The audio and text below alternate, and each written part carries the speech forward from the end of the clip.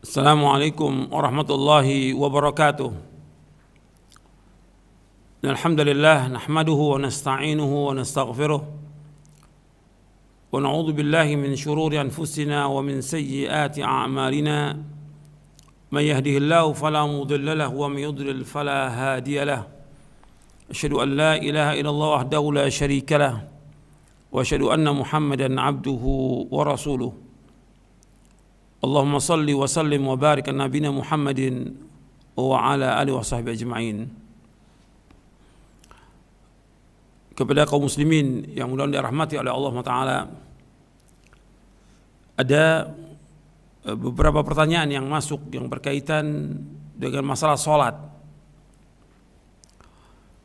Yang pertama berkaitan dengan sholat berjamaah di masjid. Sebagian tidak sholat berjamaah ya karena takut. Yang kedua yaitu berkaitan dengan saf renggang. Yang ketiga tentang masalah pakai masker ketika sholat. Saya jawab dengan pertolongan Allah Ta'ala berkaitan dengan takut. Seorang beriman itu dia tidak boleh takut, dia harus berani. Dan Nabi SAW berlindung kepada Allah dari sifat pengecut, sifat penakut. Bahkan kalau kita lihat hadis Nabi yang berkaitan dengan sholat, justru Nabi menyuruh kita ingat mati di saat sholat, ingat mati. Gitu. Ini dia tidak ke masjid karena takut kena wabah. Kalau orang beriman nggak takut, nggak takut. Allah pasti akan lindungi orang-orang beriman. Itu yakin. Kan kita berusaha dengan maksimal, cuci tangan, wudu dengan bersih, masjidnya kita bersihkan segala macam. Mestinya orang beriman nggak takut, orang beriman. Dan antum ingat lagi penjelasan para ulama terdahulu, ketika ada wabah mereka ke masjid. Dan Allah akan melindungi orang-orang yang ke masjid dari wabah. Seperti perkataan Imam Asy-Sya'bi yang diriwayatkan oleh Imam Al-Baihaqi dalam kitabnya Syu'abul Iman.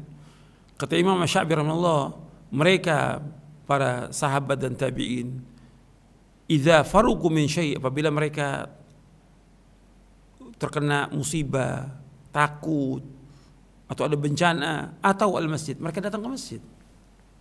Mereka datang ke masjid. Bahkan juga ada riwayat dari Anas itu bahwa apabila Allah turunkan wabah, maka Allah akan lindungi, Allah akan selamatkan orang-orang yang meramaikan masjid.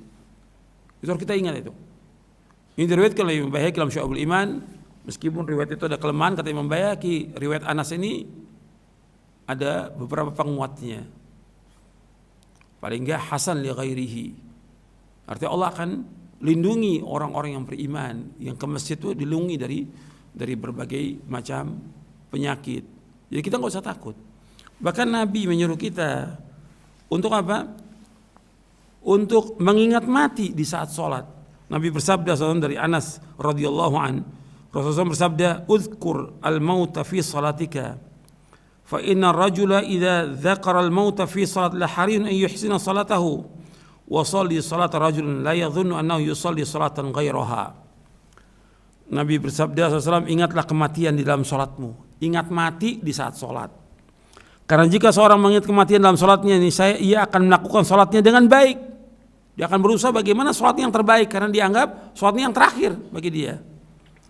Sholatnya seperti seorang yang dia tidak menyangka bahwa dia akan bisa melakukan sholat lagi. Artinya disuruh Nabi sholat, ingat mati ketika sholat. Sehingga dia berusaha bagaimana sholat yang terbaik, karena dia khawatir nggak sholat lagi. Karena setelah sholat ini dia akan meninggal dunia.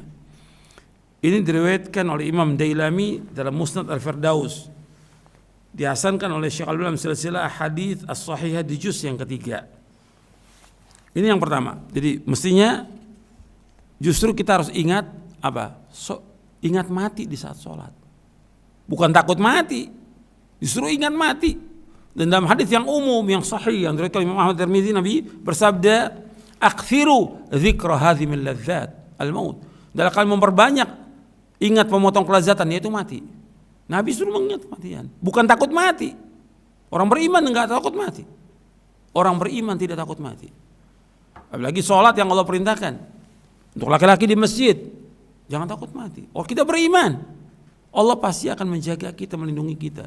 Dan itu perkataan para ulama banyak menjelaskan tentang itu. Yang kedua, berkaitan dengan saf renggang. Dalam Islam nggak ada saf renggang. Hadis Nabi banyak, ada beberapa hadis yang menyuruh kita sholat itu safnya harus rapat, nggak boleh renggang saf itu, nggak boleh. Kalau renggang, yang masuk di situ setan. Sebab Nabi bersabda, rusuh suakum, rapatkan saf kamu, wa qarib, mendekatkan, wala tadharu furujatan syaitan, jangan kalian tinggalkan celah-celah untuk setan, nggak boleh. Dan para sahabat melakukan demikian, rapat safnya, nggak ada yang renggang. Kemudian yang ketiga, tentang masalah pakai masker dalam sholat. Ini juga tidak boleh. Kita sedang menghadap Allah. Kita ini sholat menghadap Allah Rabbul Alamin. Sholat ini menghadap Allah Rabbul Alamin. Maka kita dalam kondisi yang paling baik, kita menghadap Allah, berbaca ayat, kemudian kita berdoa, berzikir, menghadap Allah. Allah di hadapan kita. Maka kita buka. Nabi bersabda sallallahu alaihi wasallam, an Abi Hurairah radhiyallahu anna Rasulullah naha an sadl fi shalah wa yughatti ar-rajulu fa. Dari Abu Hurairah radhiyallahu anhu yang mengatakan Rasulullah SAW melarang sadel dan menutup mulut ketika sholat. Hadis ini hasan, diriwayatkan oleh Imam Abu Daud, Ibnu Khuzaimah, Ibnu Hibban, Al-Hakim, Ibnu Majah, dihasankan oleh Syekh Albani. Jadi kata Imam Syamsul Haq Azim Abadi, kata Imam Al-Khattabi, yang dikatakan sadel menjulurkan pakaian hingga menyentuh tanah. Artinya laki-laki nggak boleh isbal, nggak boleh isbal. Itu dilarang sadel yang pertama. Nabi melarang sadel. Artinya haram hukumnya, nggak boleh orang memakai pakaian isbal. Sarung nggak boleh lewat mata kaki bagi laki-laki. Celana, gamis itu harus di atas mata kaki. Sebab apa saja yang melewati mata kaki, kata Nabi SAW, tempatin neraka. Ma'asfala minal ka'baini minal izar fabinar. Apa yang melewati mata kaki ke bawah dari kain itu tempatin neraka. Kemudian yang kedua, Nabi melarang ayughati rajul fa, nggak boleh seorang laki-laki itu menutup dalam sholatnya. Pakai masker nggak boleh, harus dibuka. Dan juga nggak lama kita sholat ini, nggak lama, paling 5 atau 10 menit. Kenapa pakai masker? Dan insya Allah nggak apa-apa, sehat. Nanti keluar dari masjid kita mau jalan lagi, ya pakai masker nggak ada masalah. Tapi sholat buka. Atau umpamanya sebelum sholat dia pakai masker, waktu sholat dia harus buka. Setelah selesai sholat dia mau pakai masker boleh. Tapi waktu sholat dia harus buka. Ini hadis hasan diriwayatkan oleh Imam Abu Daud dan yang lainnya. Jadi akhwani fiddin azakumullah, ini yang seperti ini kita ikuti dalil. Nabi SAW melarang, kita sami'na wa ata'na. Apa yang Nabi perintahkan kita laksanakan, yang Nabi larang kita juga tinggalkan. Nabi melarang kita menutup mulut kita, menutup muka kita, kita jangan tutup. Ini larangan Nabi. Dan kita sedang menghadap Allah SWT. Insya Allah kita akan diberikan kesehatan, dijauhkan kita dari wabah dan yang lainnya.